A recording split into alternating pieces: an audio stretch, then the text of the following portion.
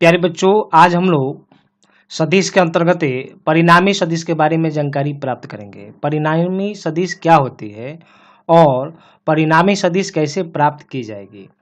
तो देखिए, हम लोग डिफिनीशन में परिभाषा के रूप में हम लोग बोल सकते हैं, जब दो या दो से अधिक सदिश मिलकर एकल सदिश में केवल एक सदिश में बदल जाते हैं तो यह एकल सदिश ही क्या कहलाएगा? परिणामी सदिश। जैसे मान लेते हैं एक सदिश ये है ए, एक दूसरा सदिश मान लेते हैं दिया हुआ है इस तरह से बी, और यह दोनों सदिश मिलकर एकल सदिश में बदल जाए, इस तरह से बदल जाए, और इसको मान लेते हैं सी। तो ये दोनों के बदले यदि हम लोग एक एकल सदिश देते हैं तो इस एकल सदिश सी को ही परिणामी सदिश के नाम से हम लोग जानते हैं। तो इस तरह से जब भी दो या दो से अधिक सदिश एकल सदिश में बदल जाते हैं तो वह एकल सदिश ही परिणामी सदिश रिजल्टेंट वेक्टर के नाम से हम लोग जानते हैं। आइए हम लोग जानते हैं रिजल्टेंट वेक्टर कैसे निकालते हैं। तो रिजल्टेंट हम लोग जो है अलग अलग हम लोग स्टेप में निकालते हैं। पहला हम लोग लेते हैं केस, हम लोग लेते हैं जब दो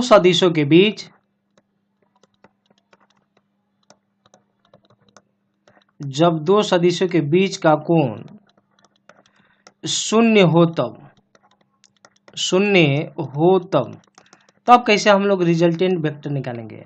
मान लेते हैं एक सदिश ये है, देख लिए ये सदिश ए है, और एक दूसरा सदिश हम लोग ले लिए हैं, ये हो गया बी, और ये दोनों एक ही दिशा जो है एक ही तरफ है या एक ही रेखा के अनुदिश है, हम लोग एक ही लाइन पर है, तो दोनों के बीच का एंगल जो है 0 डिग्री होगा। जब दोनों एक दूसरे के ऊपर या एक दूसरे के सिद्ध में होगा या दोनों एक दूसरे के समानांतर होगा, ऐसी स्थिति में इनके बीच का कोण 0 होगा।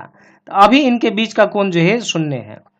ये वाला जो पोर्शन पीछे वाला देख रहे हैं इसको हम लोग बोलते हैं टेल, इसको बोलते हैं हम लोग टेल। टेल मीन्स हो गया, ये हो गया पूंछ, और ये वाला जो हिस्सा है जहां पर हम लोग एरो लगाए हुए हैं, तीर का निशान लगाए हुए हैं, इसको बोलते हैं हम लोग जो हेड, यानी कि ये हो गया सिर। तो हम लोग क्या करेंगे, पीछे वाला हिस्सा कहलाएगा टेल, आगे वाला कहलाएगा हेड। उसी तरह से प्रत्येक सदिश में जो है एक टेल होगा और एक हेड होगा। हम लोग क्या करते हैं, इन दोनों सदिशों में से किसी एक सदिश को हम लोग स्थिर रखते हैं। हम लोग मान लेते हैं ए को स्थिर रखे हैं, ये ए को हम लोग स्थिर रख दिए हैं, ये ए सदिश स्थिर रख गया। अब हम लोग क्या करेंगे, दूसरे वाले सदिश का टेल, तो टेल ये वाला होगा, दूसरे सदिश का टेल पहले वाले सदिश के हेड पर रख देते हैं। तो हम लोग रखेंगे तो ये हो गया इसका टेल, ये हो गया हेड, और ये इसका हेड है और ये इसका टेल है। दूसरे वाले सदिश का टेल जो है पहले वाले सदिश के हेड पर रख देते हैं। तो जब रखेंगे तो देखिए ये इस तरह से हो जाएगा, ये इस तरह से हो जाएगा, और ये हो जाएगा सदिश बी। तो हम लोग रख दिए।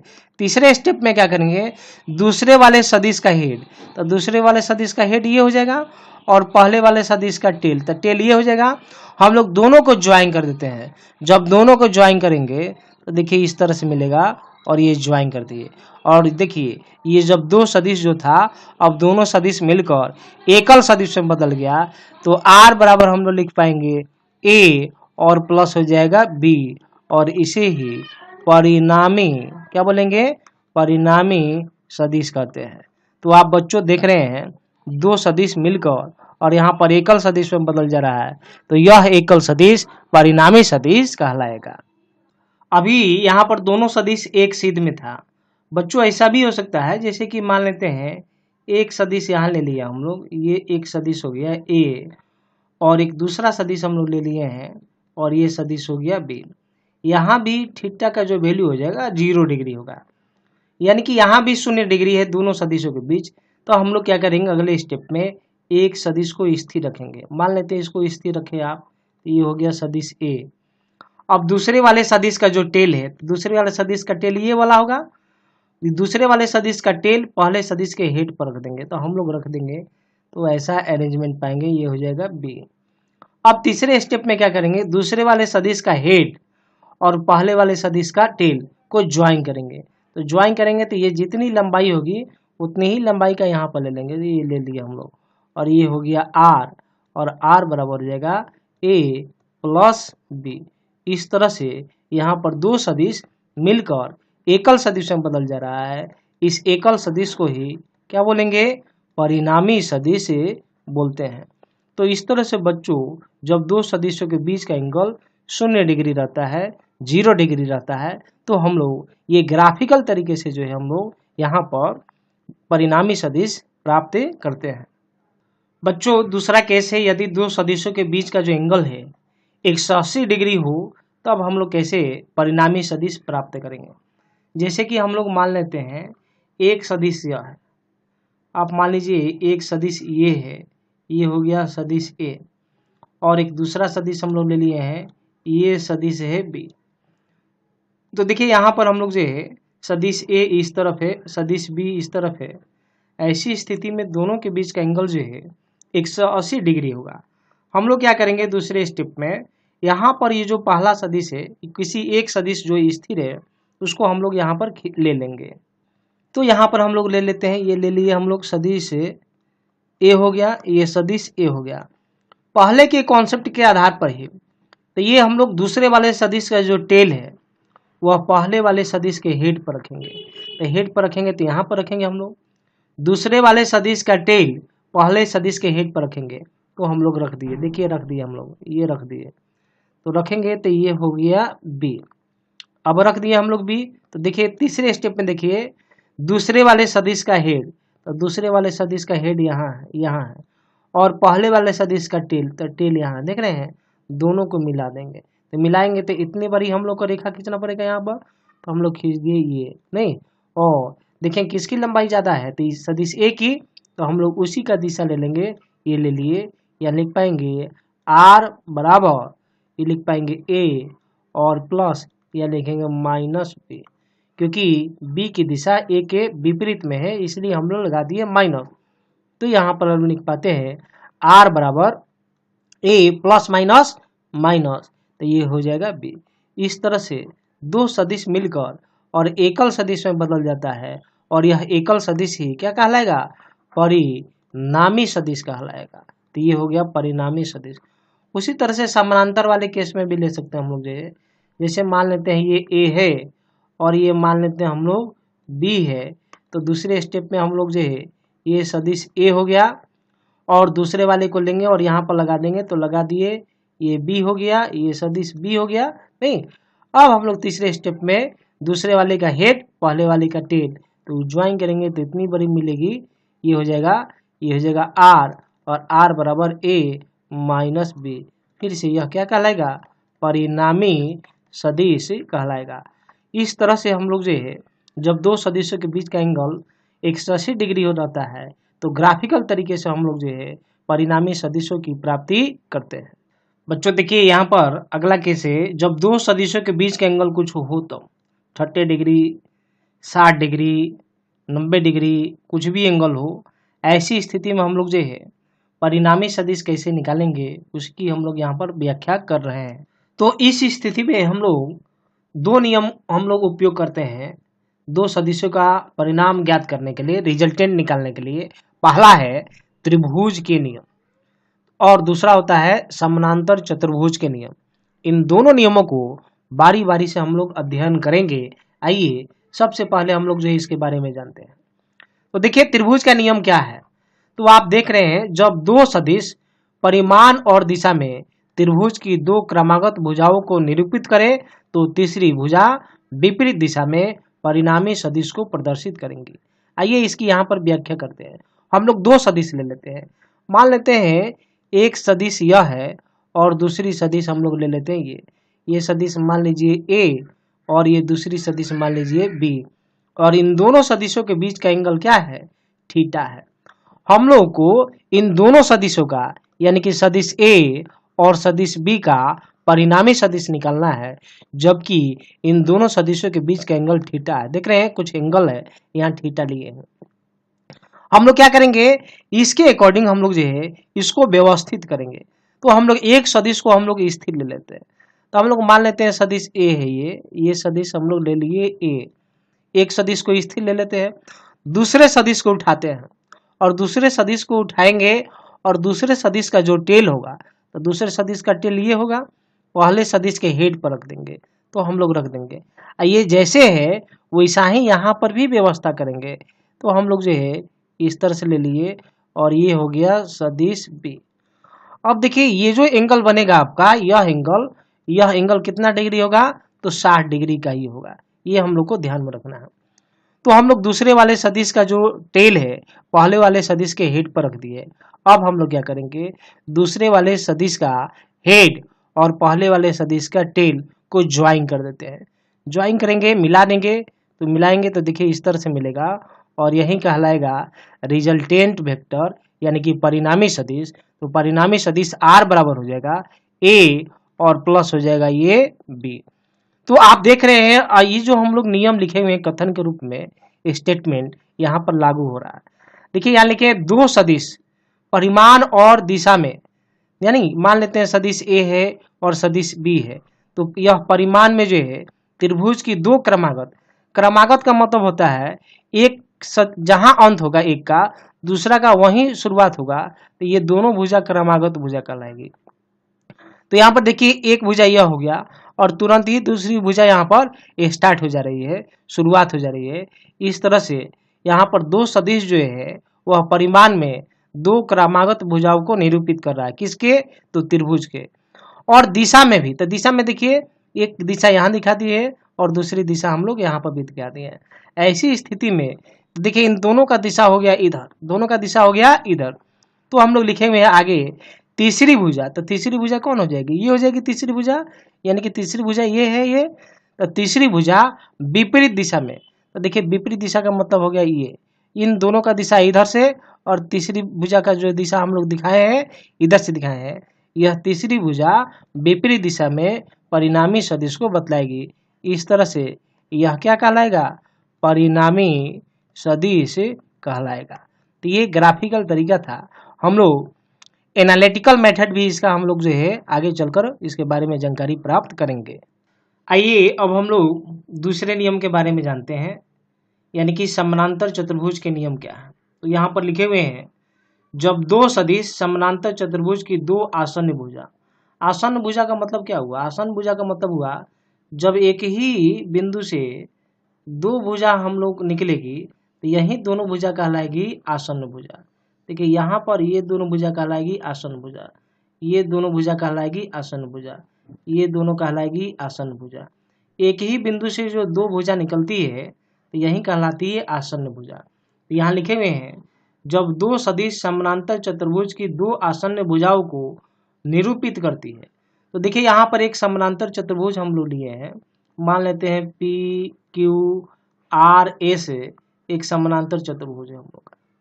तो यहाँ पर देखिए ये पी क्यू आर एस समानांतर चतुर्भुज है।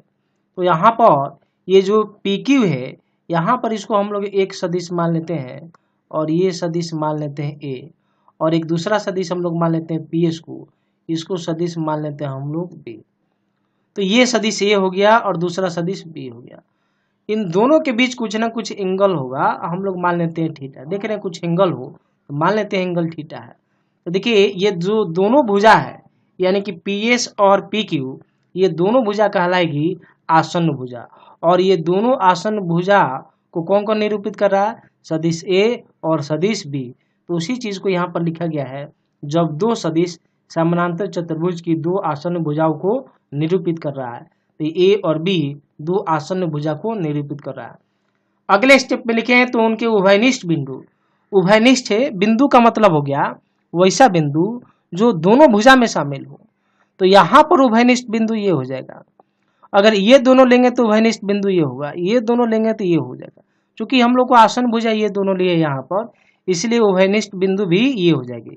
तो लिखे हैं उनके उभयनिष्ठ बिंदु से गुजरने वाला विकर्ण, तो यहाँ उभयनिष्ठ बिंदु से गुजरेगा विकर्ण, तो विकर्ण तो यानी कि इस शीर्ष से इस शीर्ष को मिलाएंगे तो ये हो जाएगा विकर्ण। यही जो विकर्ण गुजर रहा है इसी विकर्ण को ही क्या बोलेंगे हम लोग, परिणामी सदिश बोलते हैं। और यह परिणामी सदिश का जो मान हो जाएगा इसकी दिशा हम लोग इधर दिखा देते हैं, तो यह आर बराबर हो जाएगा ए प्लस बी। ऐसा इसलिए क्योंकि समानांतर चतुर्भुज के बीच जो आमने सामने की जो भुजा होती है बराबर होती है, यह बी है, इसलिए यह भी बी हो जाएगी। तो एक सदिश का जहाँ अंत हो रहा है दूसरे वाले सदिश का वहीं शुरुआत हो रहा है। इस तरह से दूसरे वाले सदिश का हेड और पहले वाले सदिश का टेल को ज्वाइन करेंगे। तो ज्वाइन किए हैं तो यह हम लोग का पी आर जो मिल रहा है यही परिणामी सदिश होगा। इस तरह से आर बराबर क्या हो जाएगा, vector A plus vector B, और यही परिणामी सदिश कहलाएगा। तो इस तरह से ग्राफिकल तरीके से समानांतर चतुर्भुज के बारे में हम लोग जाने। आगे हम लोग जो है एनालिटिकल मेथड से भी जो है समानांतर चतुर्भुज को हम लोग एक्सप्लेनेशन करेंगे। बच्चों त्रिभुज के नियम का हम लोग जो है यहाँ पर एनालिटिकल मेथड के थ्रू हम लोग रिजल्ट प्राप्त करने जा रहे हैं, रिजल्टेंट वेक्टर हम लोग निकालने जा रहे हैं। तो आप देखिए यहाँ पर एक वेक्टर ए है, दूसरा वेक्टर बी है, और दोनों के बीच का एंगल जो है थीटा दिया हुआ है। इसका अरेंजमेंट हम लोग इस तरह से कर दिए हैं। त्रिभुज के नियम पर हम लोग को काम करना है, इसलिए दूसरे वाले सदिश को लिए हैं और इस सदिश का जो टेल है सदिश ए के हेड पर रख दिया गया है। तो ये इस तरह से हो गया है, और दूसरे वाले सदिश का हेड पहले वाले सदिश का टेल को ज्वाइन किए हैं, को मिलाए हैं, तो ये मिल गया है रिजल्टेंट वेक्टर, यानी कि यही हम लोग का आर जो है परिणामी सदिश है। मान लेते हैं ये एंगल अल्फा है और ये एंगल थीटा है। इस जो पी क्यू है इस पी क्यू को हम लोग आगे बढ़ा दिए हैं और यहाँ से एक लंब डाल दिए हैं। ये 90 डिग्री का एंगल बन जाता है यहाँ पर, और ये हो गया एक समकोण त्रिभुज। कौन? तो समकोण त्रिभुज हो जाएगा यहाँ पर क्यू एम एन। तो इस तरह से हम लोग यहाँ लिख सकते हैं समकोण त्रिभुज ना, समकोण त्रिभुज क्यू एम एन में आप पाएंगे तो हम लोग क्यू एम और एम एन का हम लोग साइड का हम लोग जो वैल्यू निकाल रहे हैं, परिमाण निकाल रहे हैं। तो इस समकोण त्रिभुज में हम लोग लिख पाएंगे साइन थीटा, तो हम लोग लिख पाएंगे साइन थीटा। तो साइन थीटा बराबर क्या हो जाएगा, लंब बटे आधार, यानी कि M N by Q N. ये कर्ण हो जाएगा, क्यू एन कर्ण हो जाएगा और एम एन लंब हो जाएगा। तो यहाँ पर हम लोग एम एन हम लोग को लिखना है, तो एम एन बराबर लिख पाएंगे क्यू एन और ये हो जाएगा साइन थीटा। क्यू एन का मतलब है बी, तो यहाँ पर लिख देते हैं एम एन बराबर बी साइन थीटा। वेक्टर नहीं लिखेंगे, इसलिए नहीं लिखेंगे क्योंकि देखिए एल एच एस परिमाण है तो आर एच एस भी परिमाण ही होगा। उसी तरह से हम लोग जो है फिर से समकोण त्रिभुज क्यू एम एन में ना अब लिखते हैं कॉस थीटा। तो कॉस थीटा बराबर लिखेंगे आधार अब बाई हो जाएगा कर्ण। तो आधार देखिए यहाँ पर ये आधार हो जाएगा, यानी कि आधार क्यू एम हो जाएगा और कर्ण क्या हो जाएगा, कर्ण क्यू एन हो जाएगा, ये हो जाएगा क्यू एन। तो यहाँ पर आप लिख पाएंगे क्यू एन बराबर हो जाएगा, नहीं सॉरी क्यू एम बराबर हो जाएगा, ये क्यू एम बराबर हो जाएगा, ये इसके साथ गुना में चला जाएगा। तो हम लोग लिख पाएंगे क्यू एन नहीं और ये जाएगा कॉस थीटा। क्यू एन का मतलब देख रहे हैं, क्यू एन का मतलब बी है, यहाँ लिख पाएंगे बी और ये हो जाएगा कॉस थीटा। तो यहाँ से यहाँ तक ये जो वैल्यू आ गया है आपको बी कॉस थीटा, और ये वाला जो वैल्यू है ये हो जाएगा वैल्यू बी साइन थीटा। नहीं यहाँ पर हम लोग लिख देते हैं ये वाला वैल्यू हो जाएगा बी साइन थीटा। अब इस पूरे समकोण त्रिभुज में देखिए, बड़े वाले समकोण त्रिभुज में देखेंगे हम लोग, यहाँ पर हम लोग लिख सकते हैं समकोण त्रिभुज, समकोण त्रिभुज पी एम एन में, नहीं तो समकोण त्रिभुज में तो कर्ण का स्क्वायर बराबर आधार का स्क्वायर प्लस लंब का स्क्वायर। तो हम लोग लिख सकते हैं यहाँ पर पी एन का स्क्वायर और बराबर हो जाएगा पी एम का स्क्वायर और प्लस एम एन का स्क्वायर, एम एन का स्क्वायर। पी एन मीन्स ये हो जाएगा आर, यानी पाएंगे आर के स्क्वायर। पी एम का मतलब हो जाएगा P Q plus Q M, या लिख सकते हैं P Q plus Q M का होल स्क्वायर और प्लस एम एन का स्क्वायर। यहाँ लिखेंगे आर स्क्वायर पी क्यू, तो पी क्यू क्या है, ए है, परिमाण के रूप में लिखेंगे तो केवल ए। और क्यू एम का मतलब हो जाएगा बी कॉस थीटा, दिया हम लोग निकाल लिए हैं, ये स्क्वायर कर देंगे, और एम एन का हो जाएगा बी साइन थीटा का होल स्क्वायर। तो आर स्क्वायर बराबर ए प्लस बी का होल स्क्वायर। तो A square plus B square plus 2ab cos theta, यहाँ काम करेंगे यार, लिख पाएंगे ए स्क्वायर, फिर इसका स्क्वायर करेंगे तो B square cos square theta और प्लस 2ab कॉस थीटा हो जाएगा और प्लस इसका स्क्वायर करेंगे तो ये हो जाएगा बी स्क्वायर और साइन स्क्वायर थीटा, तो ये हो जाएगा आर स्क्वायर बराबर ए स्क्वायर प्लस, नहीं अब देखिए बी स्क्वायर हम लोग कॉमन कर लेंगे, तो ये कर लिए कॉमन, तो ये हो जाएगा कॉस स्क्वायर थीटा और प्लस साइन स्क्वायर थीटा। देख रहे हैं यहाँ पर बी स्क्वायर कॉमन कर लिए हैं, तो ये cos square theta plus sine square theta plus 2ab और ये हो जाएगा कॉस थीटा। और आप जानते हैं हम लोग यहाँ पर लिख सकते हैं, चूंकि ये कॉस स्क्वायर थीटा और प्लस साइन स्क्वायर थीटा बराबर होता है 1, तो ये हम मान रख देंगे हम लोग, तो ये 1 हो जाएगा, तो लिख पाएंगे आर स्क्वायर बराबर A square plus B square plus 2ab और ये हो जाएगा कॉस थीटा। तो आर बराबर लिखेंगे, इधर स्क्वायर है इधर जाएंगे ये, तो ये रूट हो जाएगा, तो लिख पाएंगे हम लोग A square plus B square plus 2ab cos theta. ये हो गया रिजल्टेंट निकालने का फॉर्मूला। दो सदिशों के बीच का कुछ एंगल हो तो यहाँ पर परिमाण जो रिजल्टेंट सदिश होगा उस परिणामी सदिश का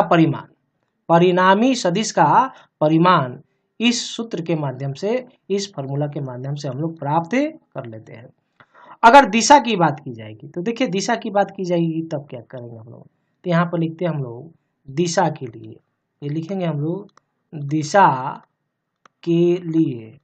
तो दिशा के लिए देखिए यहाँ पर देख रहे हैं टेन थीटा लिखते हैं, टेन थीटा नहीं अल्फा है तो टेन अल्फा लिख देंगे, टेन अल्फा, तो टेन अल्फा लंब बटा आधार, तो लंब क्या है, लंब हम लोग का mn है, आधार क्या है, तो आधार हम लोग का pm है, देख रहे हैं p से m, तो टेन अल्फा तो mn का वैल्यू क्या हो जाएगा, mn का b साइन थीटा, यहाँ लिखेंगे b साइन थीटा बाई, और ये देखिए pm a plus B cos theta, तो ये लिख पाएंगे a plus B cos theta. इस तरह से यहाँ पर डायरेक्शन भी प्राप्त कर लेते हैं, दिशा भी प्राप्त कर लेते हैं। किसका, तो दिशा किसकी प्राप्त की जा रही है, तो परिणामी सदिश का, किसका हम लोग प्राप्त कर रहे हैं, परिणामी सदिश की दिशा के लिए। तो यहाँ पर एंगल के मान निकाल कर यहाँ अल्फा बराबर, तो इधर टेन चला जाएगा तो इन्वर्स हो जाएगा, तो इस तरह से हम लोग परिणामी सदिश की दिशा भी प्राप्त कर सकते हैं। प्यारे बच्चों अब हम लोग समानांतर चतुर्भुज के नियम का एनालिटिकल मेथड हम लोग पढ़ते हैं। तो ये इसमें बस थोड़ा सा डायग्राम में हम लोग का अंतर होता है, त्रिभुज के नियम से प्रोसेस बिल्कुल एकदम त्रिभुज की तरह से यहाँ पर की जाती है।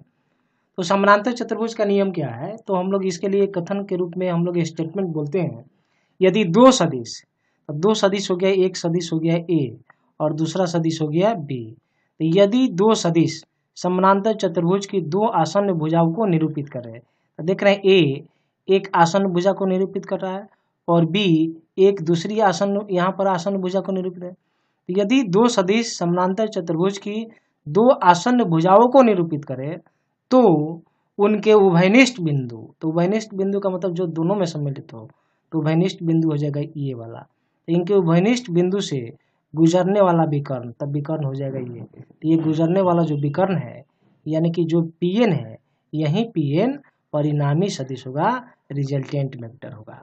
तो डायग्राम बस थोड़ा सा चेंज हो गया, ये बिल्कुल प्रोसेस हम लोग वैसा ही करेंगे। अब देखिए समानांतर चतुर्भुज है तो आमने सामने की भुजा बराबर होगी, यानी कि यह b है तो यह भी b ही होगा ना। तो देखेंगे कि दूसरे वाले सदिश का जो टेल है पहले वाले सदिश के हेड पर है, इसलिए दूसरे वाले सदिश का हेड और पहले वाले सदिश का टेल ये जो है यही जो है परिणामी सदिश होगा। हम लोग पी क्यू को आगे बढ़ा दिए हैं और एन से इस पी क्यू को आगे बढ़ाकर उस पर लंब दे दिए हैं, एक समकोण त्रिभुज मिल गया है। समकोण त्रिभुज कौन सा हो जाएगा, क्यू एम एन। तो इस क्यू एम एन में हम लोग क्यू एम का मान और एम एन का मान जो है निकाल दिए है। तो आप जैसा कि यहाँ देख रहे हैं क्यू एम एन में, तो हम लोग यहाँ पर लिखेंगे, हम लोग देख रहे हैं क्यू एम एन में साइन थीटा, तो साइन थीटा बराबर हो जाएगा लंब और बाई कर्ण, ये हो जाएगा लंब बाई कर्ण, तो ये एम एन का मान हम लोग यहाँ पर निकाल देंगे। तो एम एन का मान आ गया है डी साइन थीटा। उसी तरह से इस क्यू एम का भी मान निकाल सकते हैं। तो अब क्यू एम का मान, तो आधार और कर्ण के बीच संबंध लेना होगा, तो कॉस थीटा लेंगे, तो कॉस थीटा लिखे हैं और यहाँ पर क्यू एम का मान, ये क्या है, क्यू एम का मान यहाँ पर निकाल दिए हैं। अब आप आइए इस बड़े वाले समकोण त्रिभुज में पी एम एन में ना, देख रहे हैं ना, पी एम एन में, तो कर्ण का स्क्वायर बराबर, ये कर्ण हो जाएगा ना, तो कर्ण का स्क्वायर बराबर लंब का स्क्वायर और ये आधार का स्क्वायर, या कर्ण का स्क्वायर बराबर आधार का स्क्वायर जोड़ लंब का स्क्वायर। यहाँ पर हम लोग काम किए हैं। तो पीएम का मतलब हो जाएगा P Q plus Q M, क्योंकि पीएम का डायरेक्ट मान नहीं दिया हुआ है, इसलिए इसको दो पार्ट में हम लोग जोड़ दिए हैं। यहाँ पर जोड़ दिए हैं, पी क्यू का मान ए है और क्यू एम का मान डी कॉस थीटा है, दोनों का स्क्वायर कर दिए हैं, तो ए प्लस बी का होल स्क्वायर, तो यह मान प्राप्त हो गया है। इसका हम लोग किए हैं तो ये मान प्राप्त हो गया है। इस तरह से बी स्क्वायर को कॉमन कर दिए हैं, तो बी स्क्वायर को हम लोग कॉमन करेंगे तो यहाँ पर कॉस स्क्वायर हो जाएगा और यहाँ पर साइन स्क्वायर, तो देख रहे हैं cos square sine square, B square common हो गया और कॉस स्क्वायर साइन स्क्वायर बराबर होता है 1, देख रहे हैं ना 1, ये 1 यहाँ पर रखेंगे तो मिल जाएगा ये, आर बराबर लिखेंगे तो ये स्क्वायर इधर आएगा तो रूट हो जाएगा, तो आर बराबर under root A square B square plus 2ab cos theta. यानी कि इस तरह से हम लोग दो सदिशों का परिणामी सदिश प्राप्त कर लेते हैं। परिणामी सदिश की दिशा के लिए देखिए क्या लिखे हैं, टेन अल्फा, तो बड़े वाले हम लोग त्रिभुज में, समकोण त्रिभुज में टेन अल्फा, तो लंब बाई आधार, तो ये लंब हो जाएगा एम एन, आधार पी एम हो जाएगा, दे दिए हैं। एम एन का मान रखे और फिर से जो है पी एम का नीचे की तरफ मान रखे हैं, तो यहाँ से अल्फा का मान निकाल लेंगे और दिशा की प्राप्ति हो जाएगी। तो इस तरह से हम लोग त्रिभुज के नियम और समानांतर चतुर्भुज के नियम का एनालिटिकल मेथड से जो है परिणामी सदिश का मान प्राप्त करते हैं।